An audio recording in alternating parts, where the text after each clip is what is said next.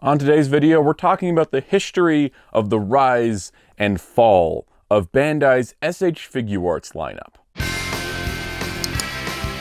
It's morphin' time!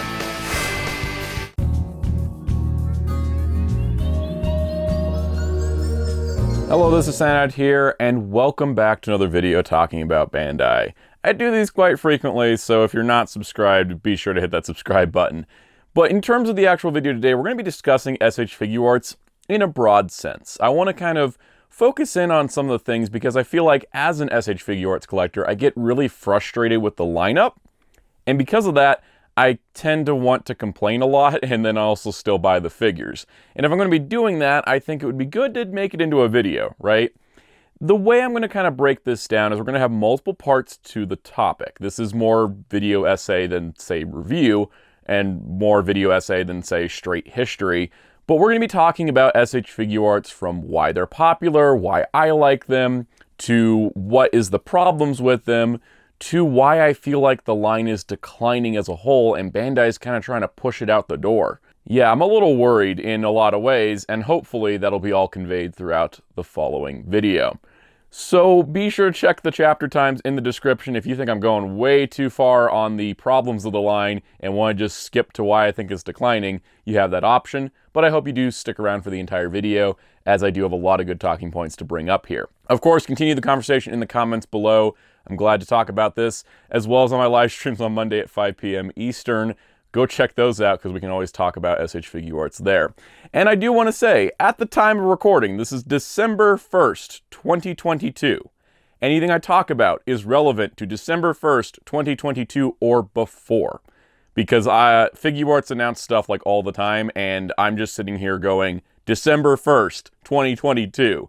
Making this very clear, because this video will be out of date pretty quickly, because Bandai is just kind of all over the place. But let's get to it. Let's talk about the rise and fall of SH Figuarts.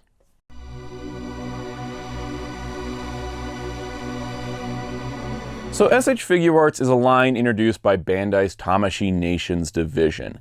It was intended mostly to kind of evolve the Shochaku Henshin series from Kamen Rider into the SH Figuarts series for Kamen Rider. It started with Kamen Rider 1 from Kamen Rider the Next, all the way back in 2008. That was a heck of a long time ago for a lot of us, but particularly SH Figuarts hits its stride in 2009 when a lot of people joined the Tokusatsu fandom online.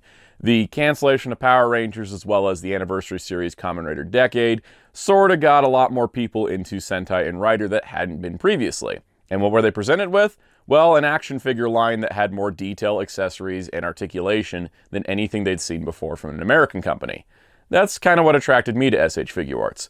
Now, while SH Figuarts would sort of take a little while to get going to release figures alongside the shows, I think Decade and Double were the first two to really be a part of the series as they were coming out. I think that SH Figuarts did evolve from kind of a small little collector's line to being this massive thing that encompasses dozens of brands and properties and releases hundreds of figures a year. And I do mean hundreds. While we're going to be focusing in on certain lines in this video, there is so many Figuarts released in a year that it's kind of hard to keep track of. And that may be part of the problem, which we'll discuss, of course, later in this video. But for me, SH Figuarts has sort of a nostalgic hold on me because it was kind of like this high-end line. At first, I couldn't afford them, but once I was able to get some of the ones that I first got, some of the earlier ones being Kamen Rider Decade, I really did fall in love with the idea of having like this all-in-one package where you have a figure and the details are there and it's really well rendered and you get all these accessories. And that's sort of gone away. But in terms of why I still collect Figuarts is because I've been doing it for a long time.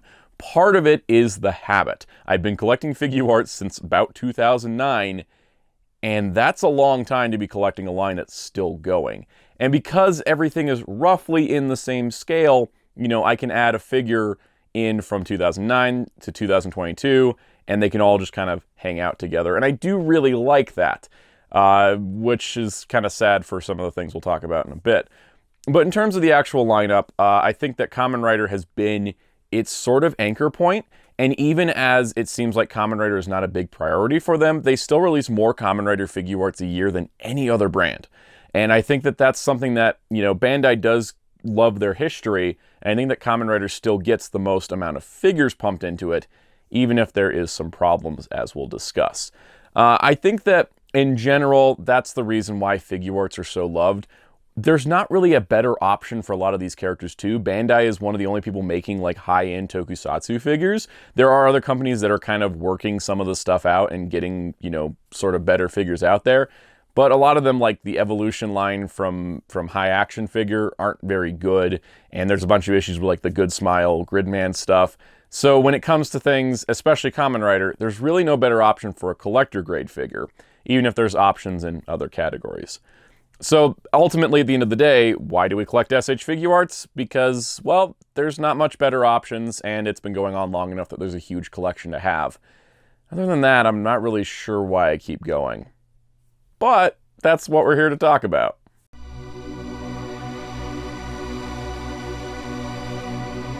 So when we talk about where sort of Bandai went wrong with Figuarts, I think is they expanded way too fast, too quickly. They obviously had a hit line on their hands with Kamen Rider and some of the anime figures they were working with at the time, but they really exploded and just went nuts in like 2010, 2011, and there was just a little too much. We went from just having Kamen Rider to having Kamen Rider, Super Sentai, Metal Heroes, Garo, Dragon Ball was in there, One Piece, Naruto, Tiger and Bunny, like all these new lines popped up under SH Figuarts. And then on top of that, they started expanding out to include D-Arts for Digimon and video game characters, Ultra Act for Ultraman specifically, SH Monster Arts for Godzilla and other kaiju-related properties, and then Figuarts Zeros, which were statues that scaled to SH Figuarts. It's a little chaotic, and this ultimately was a bad move on Bandai. Brand confusion was absolutely a thing. What was really different between an SH Monster Art and an SH Figuart besides one was monsters and one was figures? Why wouldn't they be in the same line? There was monsters in Figuarts, and there was, you know, just guys in Monster Arts that didn't really need to be there. Like Alien and Predator run Monster Arts. It was really weird. Now, Monster Arts still exists as a brand because I think that having that distinction of scale for like Godzilla and stuff does work, and I think that's been the most successful. But D-Arts folded pretty quickly, and everything that was in D-Arts folded into SH Figuarts. I mean, D-Arts Terry Bogard is essentially just SH Figuarts Terry Bogard, but in a different box. The Digimon ones got upgraded into Figuarts, and the quality went up, because the D-Arts quality wasn't that great on most of the figures. And then adding to that, Figuarts Zeros still persist, but for a time they were really popular, like here, statue of Dragon Ball, statue of One Piece, civilian forms of Tiger and Bunny were statues, whereas the hero forms were Figuarts. It worked for the most part, but I think the idea of having just like Figuart scaled statues wasn't that exciting to a lot of people. But in terms of everything that we've talked about, the expansion of SH Figuarts not only included expanding to more media in Japan, but overseas. They started bringing in Marvel SH Figuarts, and they have DC SH Figuarts, and they've done other movies and properties. So when it comes to SH Figuarts as a whole, they went from being kind of this small little thing that was just sort of like, hey, it's a nice collector's line for Kamen Rider, to just covering every possible media they could.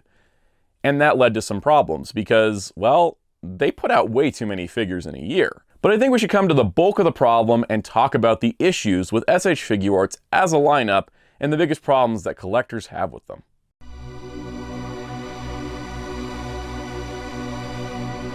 Now in this section, I have to give credit where credit is due. PsychoOs on Twitter was the one that kind of suggested doing this video, and he was the one that gave me the list of problems with SH Figuarts to work as a basis for these notes.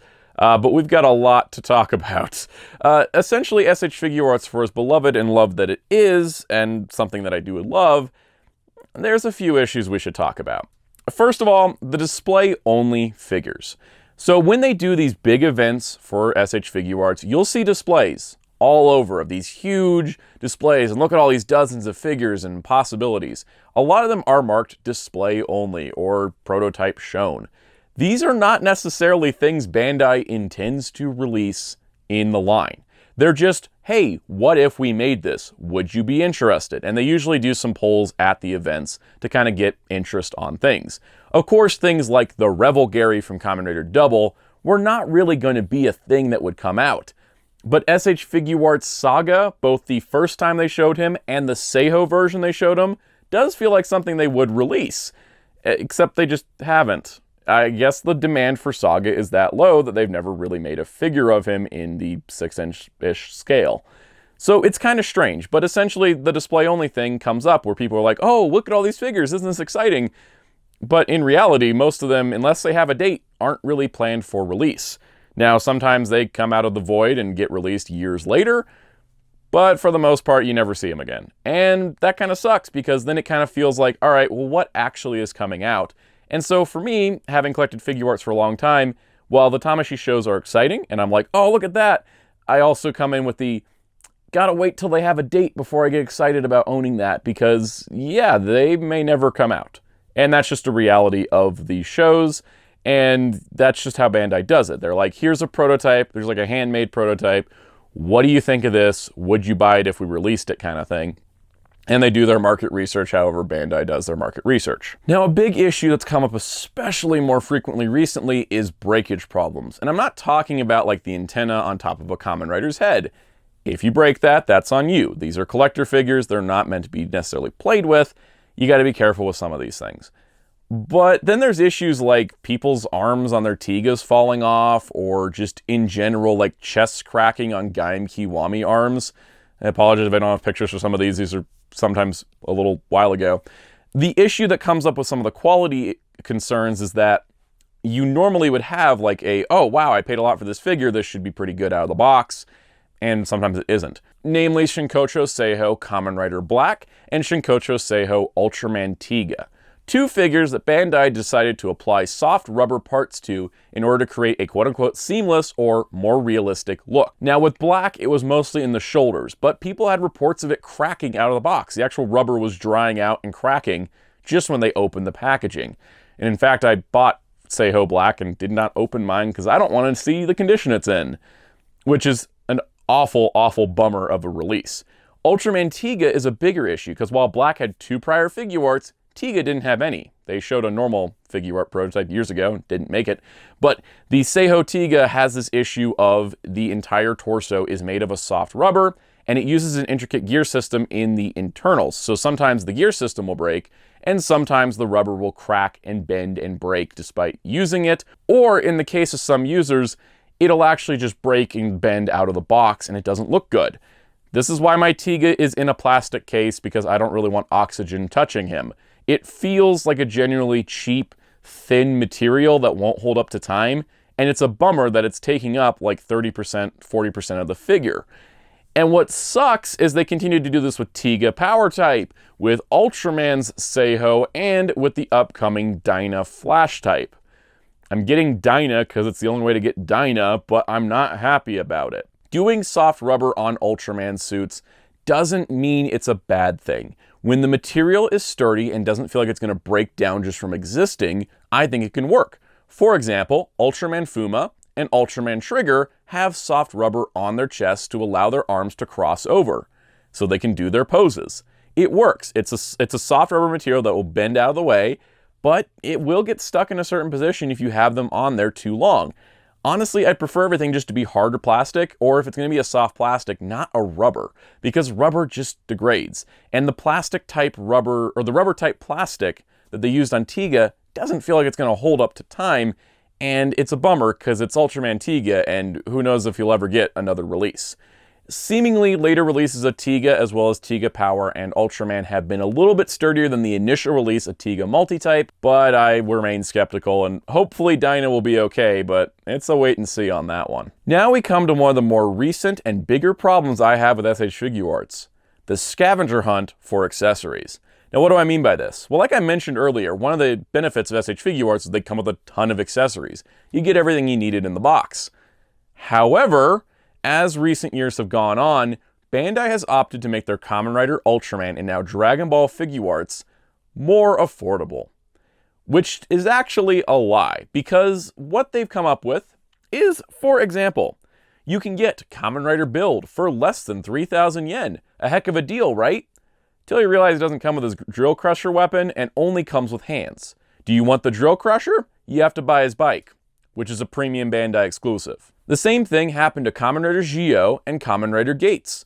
Both of them lacked their weapons and only included hands in the box, but were a little cheaper. But their weapons were included with the bike, which was premium Bandai exclusive. Kamen Rider 01 fared a little bit better. 01 himself was a little bit cheaper, but only included hands, but Kamen Rider Vulcan, his secondary rider, who was retail, included the attached caliber as well as the attached shotgun, so that 01 could have his sword if you bought both of the retail releases. That honestly wasn't too bad. It means you didn't have to buy a premium Bandai bike to get the weapon. With Kamen Rider Saber, luckily, Saber does come with his Rekka sword in the full version, but doesn't come with the collapsed version to fit in the belt, but that would come with Kamen Rider Blades, who was retail, so it kind of works out a little bit there. The problem comes up with Kamen Rider Revice. So the only two retail figures for Revice were Revi and Vice came with the combined weapons that both of them could use. So that worked out pretty good. But the other future combinations of weapons included with P Bandai releases, such as Kamen Rider Jean, and the other stamps that would be used by Kamen Rider Revice have been sprinkled about through every P Bandai release for Kamen Rider Revice. And that's the kind of sucky part. If you wanted more accessories for your Revi and Vice, you had to buy all the other figures. And that kind of sucks because, well, that's buying a lot of other figures when they should have just included it in the box. Now, what I think is the absolute worst experience is Ultraman. The recent Ultraman releases for the Figuarts line have been really, really bad at this. For example, Ultraman Taiga was released with just hands. And that's fine, he didn't have any weapons, but his beam effect, you had to get it with Ultraman Tray Gear, who was, of course, premium Bandai exclusive. Some people didn't even want Tray Gear, they just wanted the beam effect. The Showa Ultraman, they come with the beam effect, all their weapons, everything included in the box, but the new generation Ultraman for the current shows, they get hands. And you gotta go get their beam on P Bandai with another figure. And this was amplified with Ultraman Z. Ultraman Z Alpha Edge came with hands. That's it.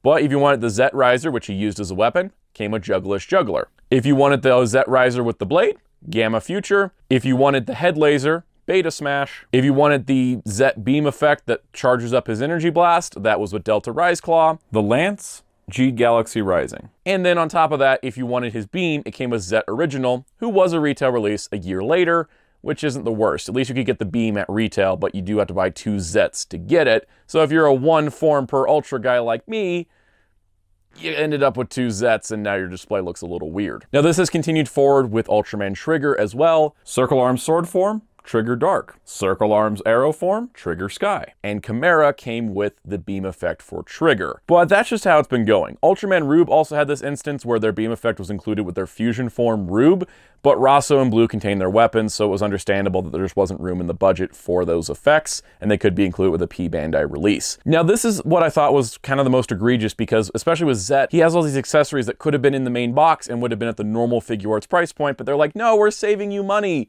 When they aren't. It's a trap. They save you money on the front of the cost, but then it's like if you want accessories, you're gonna have to buy more expensive figures from P Bandai. And then of course, that's carried forward to Dragon Ball. So for the Dragon Ball Superhero movie, there was a new Gohan released. Fairly good accessory loadout, but he was lacking some stuff. If you wanted Gohan's Super Saiyan head and the alternate expressions for it, you had to buy Gamma 1, who of course is premium Bandai. If you want his cape and his glasses head, that came with Gamma 2. And if you want his winking head, which is honestly not that important, it comes with Pan.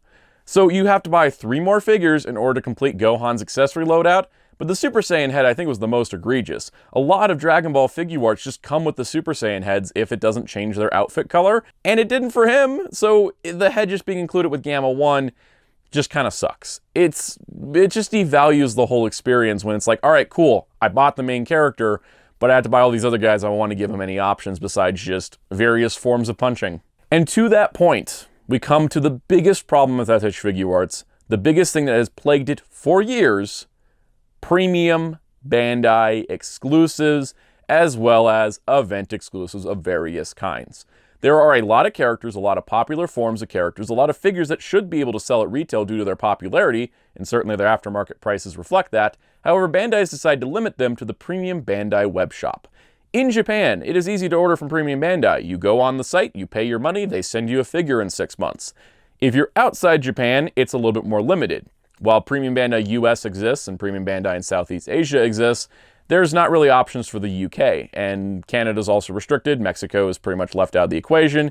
And what? They don't even acknowledge Latin America? Yeah, this is kind of a problem, is that Premium Bandai limits the possibilities. A retail release figure is more available because it's produced in higher quantities. Premium Bandai releases are in limited quantities, and that may be Bandai's plan. They just want to produce less of figures. Unfortunately, the collecting experience has become diluted because of it. Let me give you some examples from my notes here. Some of these exclusives make sense. Villain writers, movie exclusive Dragon Ball villains. But then you have things like Kamen Rider D-End, the secondary writer for Kamen Rider Decade. His modern SH Figuarts Shinkocho Seiho release was exclusive to an event. Not even P Bandai, but an event, making him very, very hard to get. Because if you don't live in Japan and go to that event, how are you supposed to get them? And if you can, it's going to cost you a lot extra because any middleman service is going to have to do extra work to get them. And then the aftermarket's going to be higher because he was only sold at an event and is a main form popular character. It's baffling. It actually is baffling. And there is no rhyme or reason to this. While most P Bandai exclusives make some sense, a bunch of them don't. For example, pretty much for Kamen Rider, any villain was P Bandai. But then Gold Drive was retail. Even though Chase, who is the third Kamen Rider, the third main writer of the show, was P Bandai. The third main writer is P Bandai. The guy that was in 10 episodes that was a villain is retail. What sense does that make? The biggest thing I've noticed with Ultraman, Astra and Ultraman Reboot were retail, despite both of them having limited appearances in the Ultra series as a whole. But then Regulos and Drigio, who appear in about the same amount of content, are P Bandai. And then when you talk about villains, Ultraman Tregear, a main series villain for Taiga, P Bandai. Juggler's Juggler, a main series villain for Orb and an assist character in Zet, P Bandai. Absolute Tartarus, who's appeared in 3 Ultra Galaxy fights, retail. I mean, I'll take it because I'm excited to get Tartarus at a lower price and less hassle, but it just doesn't make any sense. It doesn't line up with any of the trends that Bandai previously presented to us. There are other things where every female Kamen Rider is P Bandai, except for Kamen Rider Kivala, who had the least amount of screen time out of any of the ones they've released. Poppy was a mainstay character. Valkyrie, Sabella, and Jean were main series, main regulars, and yet they're all P Bandai, but Kivala, who was in one movie, was retail. Doesn't really make much sense when you look at it. Is there any correlation to this, or is it just arbitrary? Is it random? Because it certainly feels like that. And now we get to an issue with the Premium Bandai exclusives. This has progressed far enough that we have reached a point where main title characters are P Bandai. Shin from Shin Kamen Rider Prologue, Jay from Kamen Rider J, I understood them being Premium Bandai.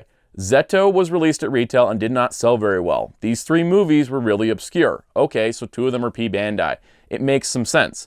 But then Kamen Rider V3's Seiho release is P Bandai, even though he is one of the most popular Showa writers, one of the most popular characters of the franchise. And his SH Figuarts Shinkocho Seiho release, the modern version, Premium Bandai. And he sold out in minutes and they had to do a second and third production run on him. Don't tell me that couldn't have been retail due to lack of demand. That was Bandai trying to get more money out of the consumer and making the figure more limited in order to drive up sales of Premium Bandai. And this is an issue on Ultraman. For example, the main characters of Ultraman Taiga is the Tri-Squad. Not just Taiga himself, but Titus and Fuma. Both of them were P Bandai. Fuma took almost an extra year to come out, and Titus was only released once, sold out in minutes, and was not given a second or third production run. Bandai, you messed up the Tri-Squad because for most people, they only have Taiga. For me, I got Taiga and Fuma. It's weird having 2 of the 3 Tri-Squad. And there is no sign of a re-release of Titus.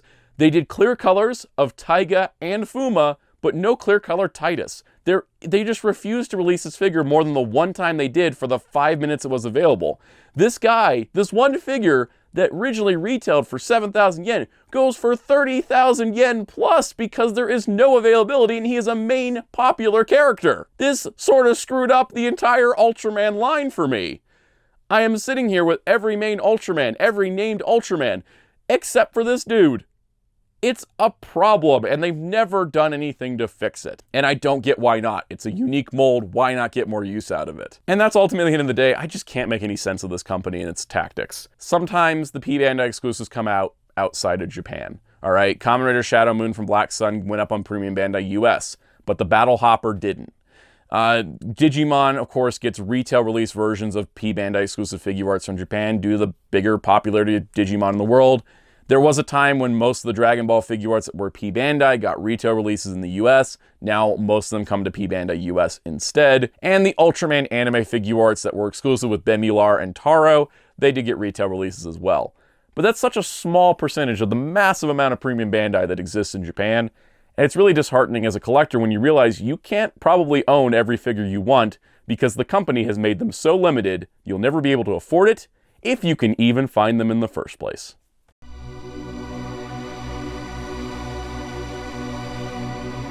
So let's talk about the decline of SH Figuarts. And I don't mean in quality or anything else. Let's talk about how many retail releases versus premium Bandai releases come out in a year, and how many in a year overall come out for the main lines.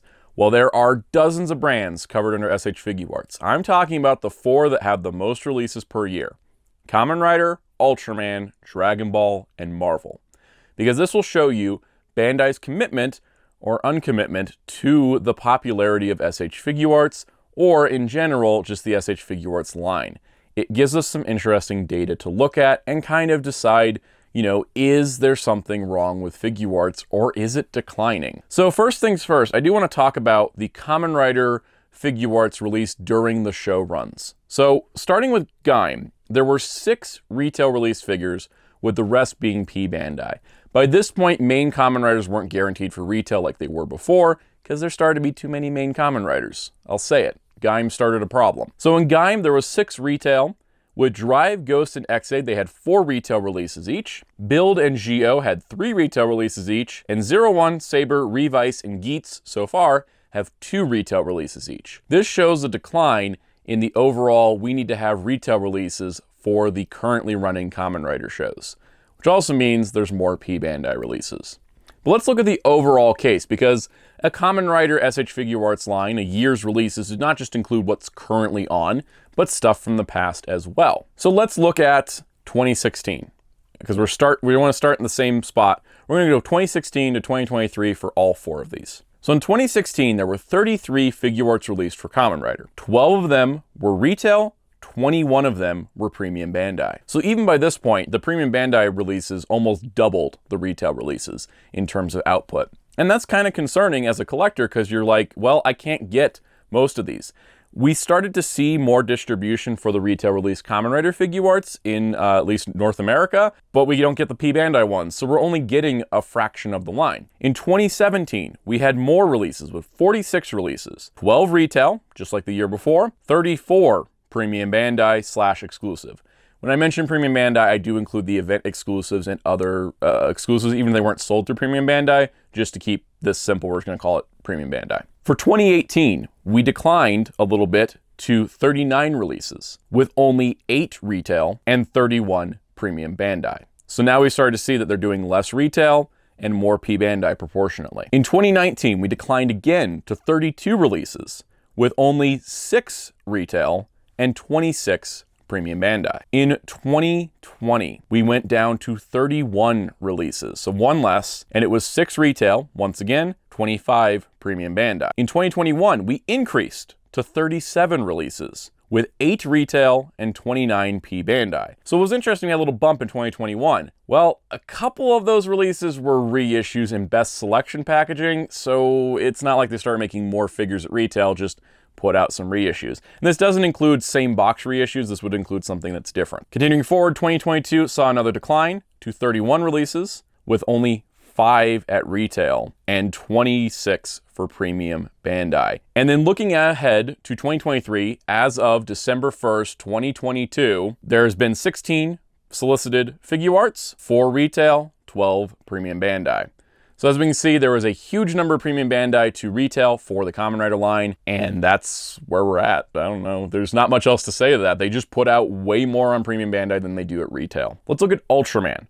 Ultraman joined Figuarts in 2016 after Ultra Act was retired. They did not use the same molds. They are the Ultraman Figuarts actually a little bit shorter than the Kamen Rider ones, as opposed to the Ultra Acts, which are taller. But we're going to go through the lineup here because it's very interesting to see that not only over the course of 2016 to now, Ultraman has gained a lot of popularity, not only in Japan, but globally, and that is reflected in the Figuarts lineup, both good and bad. In 2016, we had 5 releases, all 5 were retail. In 2017, we had 11 releases. 8 were retail, 3 were premium Bandai. In 2018, 17 releases, 8 retail, 9 premium Bandai. 2019 had 19 releases, 11 retail, 8 premium Bandai. In 2020, we had 14 releases, 3 retail, 11 P Bandai. That's where it broke. We were sort of having an even, we had a more retail than P Bandai, more retail than P Bandai, almost even, more retail than P Bandai, almost no retail. In 2021, we had 19 releases, 4 retail, 15 P Bandai. In 2022, we had 23 releases, which is the peak of Ultraman line so far, with 9 retail and 14 P Bandai. And then for 2023, we have 9 releases solicited, 2 retail, 7 P Bandai. So it looks like we're going into a very P Bandai heavy year with 2023, even if Absolute Tartarus is one of the retail figures. And it just kind of seems like Ultraman got more popular, and then Ultraman got more P Bandai releases than retail ones. The overall decline on the retail side, if you want to go just retail from 2016 to 2023, 5, 8, 8, 11, 3, 4, 9, 2. And with the 9 retail in 2022, I think a couple of those were re-releases. But 2022 having 9 retail Ultraman Figuarts was actually pretty impressive, because that was almost as good as 2019 when there were 11. Now, of course, I think a lot of people have mentioned that Kamen Rider probably has more P Bandai releases because there's more retail releases for Dragon Ball and Marvel. Well, let's look at the numbers. For Dragon Ball, in 2016, there were 6 releases, 3 retail, 3 P Bandai. In 2017, there were 12 releases, 6 retail, 6 P Bandai. I really do like that when it's 50-50, that feels about right. In 2018, there were 11 releases, 6 retail, 5 P Bandai. In 2019, there were 12 releases, 4 retail, 8 P Bandai. In 2020, there were 15 releases, 5 retail, 10 P Bandai. So you can see that, we basically, 2019 was again a turning point where there became more P Bandai than retail. In 2021, 17 releases, 6 retail, 11 P Bandai. In 2022, 16 releases, 7 retail, 9 P Bandai. And in 2023, 7 releases have been solicited so far, 2 retail, 5 P Bandai. And this is where it kind of is interesting for Dragon Ball. Dragon Ball is way more popular than Kamen Rider and Ultraman globally and in Japan and everything. Huge property. And yet, it's almost a 50-50 split with retail and P Bandai. Though a couple of those years, the P Bandai definitely outnumbered them, without a doubt. And then lastly, let's look at Marvel. Because Marvel, I think a lot of people have attributed Bandai's trying to chase Marvel hype, and that sort of removed some of the retail spots for Kamen Rider or Ultraman. Well, let's look at Marvel. 2016 had 9 releases, 5 retail, 4 P Bandai. Much like Dragon Ball, pretty even split. In 2017, there were 2 retail releases and 11 P Bandai. A lot of those P Bandai ones did get retail releases in the US, but I'm talking the Japanese release, because Bandai is based in Japan. In 2018, there were 20 releases, 9 retail, 11 P Bandai. So that's 2 years in a row where the P Bandai outnumbered the retail. In 2019, there were 21 releases, 12 retail, 9 P Bandai. What happened in 2019? Avengers Endgame. That movie was really, really popular, made a ton of money. They pushed all the Endgame stuff to retail outside of a couple figures. In 2020, there were 25 releases. That was the most for any year for Marvel, and it was 8 retail, 17 P Bandai. Yep, that happened. In 2021, there were 20 releases, 12 retail, 8 P Bandai. In 2022, 10 releases. Holy crap. They dropped from 20 releases in 2021 to 10 in 2022. 9 of them retail and 1 of them P Bandai. That's just weird. It's bizarre. I don't know how to look at a Bandai line having 1 P Bandai release, but that happened. But then again, Marvel dropped from 20 to 10 in 1 year. And then lastly, in 2023, so far we've had 3 releases solicited, which is the 3 Spider-Man from No Way Home. All of them are P Bandai. I don't know what's up with the Marvel line, but it certainly seemed like it fell off heavily between 2021 and 2022. It's kind of insane, actually. But yet, somehow there was less P Bandai, and now there's only P Bandai. I don't know how to explain it, but this is the data we can look at. We can see that there was definitely a decline in the retail releases and an increase in the P Bandai releases across the board, even though if it's not an exact science. Definitely seemed like 2019 was a breaking point for a lot of lines with their retail versus P Bandai numbers.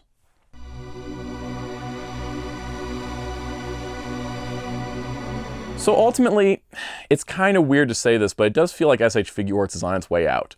With things like Seiho V3, Kamen Rider V3 being P Bandai, it almost feels like Bandai is just ready to pull back all the retail releases and make everything P Bandai. It's probably cheaper on their manufacturing costs. It's probably easier to gauge interest and not overproduce certain characters. But if you're going to do that, boy, just let the rest of the world buy them. One of the biggest frustrations is the fact that Premium Bandai US has only had one Kamen Rider exclusive, and that's Shadow Moon from Black Sun, and I don't even like him as a character enough to buy him. I want more options. Like, it's a bummer that Bandai doesn't want to get the money that they could be getting from this line. I can guarantee you, if they put Ultraman Titus on Premium Bandai US and just had an open pre-order for a month, and they just made it to order, they would make so much money because people really want that figure. It goes for so much on the aftermarket. I really want it. I really want Titus, but I don't see any way of me ever owning it. And that sucks. And that's the problem, I think, with Figuarts. Where it used to be that the Premium Bandai exclusives supplemented the retail line, getting you the lesser known, less popular characters, it is now the opposite. The Premium Bandai line is the bulk of every line, and the retail stuff just supplements it or tries to entice you into the trap. Because especially with those accessory scavenger hunts, it feels like a trap. It's like, oh hey, you like your Gohan? You want your Gohan to have a Super Saiyan head? Buy Gamma 1, only at Premium Bandai. And that's one of the better examples because you can buy Gamma 1 in most regions outside of Japan. And that's ultimately my point at the end of the day. If Bandai is going to be phasing SH Figuarts into being a P Bandai only line, then just do it, but make it available to the whole world. Amplify your profits. Why restrict it so much? I do not get it. The other thing I will say, Bandai as a whole has started to introduce more alternatives to SH Figuarts. The Figurized Standard line now has Kamen Riders and Ultramans, while only main Riders and Ultras are in their Tokusatsu designs and look pretty good. They're about the same scale as Figuarts too, and they're like half the price. So maybe that's where they want things to go. But they'll need to add more secondary characters. It's kind of limited to just main characters at the moment. In general, there is a lot of candy toy lines, whether it be Soto, Soto X, Soto Chronicle, Shoto, Super Shoto, Yudo, Chodo. Those are all great, but 7 different lines and 7 different scales isn't always the best. The nice part about Figuarts was outside of some weirdness with Saber and Revice, everything was about the same size. The candy toy stuff is a little bit chaotic, but hey, it's an option, and sometimes they're cheaper, but then a lot of them end up as P Bandai and they're not. Man, P Bandai's a problem for this whole company, isn't it? So there is alternatives. Especially think if you're a Tokusatsu fan, you're trying to collect as many characters as possible, SH Figuarts isn't going to be the line to do it. A lot of the characters get left on the table, and a lot of them end up as P Bandai exclusives. So just go have fun with the candy toys. If you're wanting to have every character, every form, the candy toys are going to be where it's at. Yeah, it kind of sucks that they aren't all on the same scale. You think that with Yudo, the Sentai line, and Super Shoto would be in the same size because the Super Shoto are doing box sets of older Sentai, but they're not in the same size as Yudo. And I don't know, that's a whole video for another day. If SH Figuarts were to be declining into a Premium Bandai only line or phased out entirely for the Figurized Standards and candy toy figures to take their place, it wouldn't surprise me too much. Kamen Rider V3 being a P Bandai exclusive doesn't make sense unless they are trying to push this line to be more P Bandai focused. And if things are going to go P Bandai, do some reissues.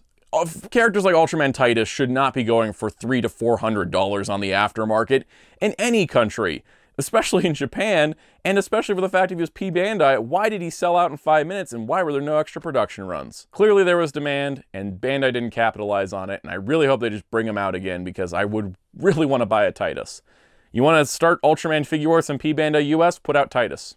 Do it. Do it, Bandai. Put out Titus and maybe put Fuma up right next to him and just be like, all right, these are open for a month. You know, we'll make whatever we get. This is our test to see if there's a market.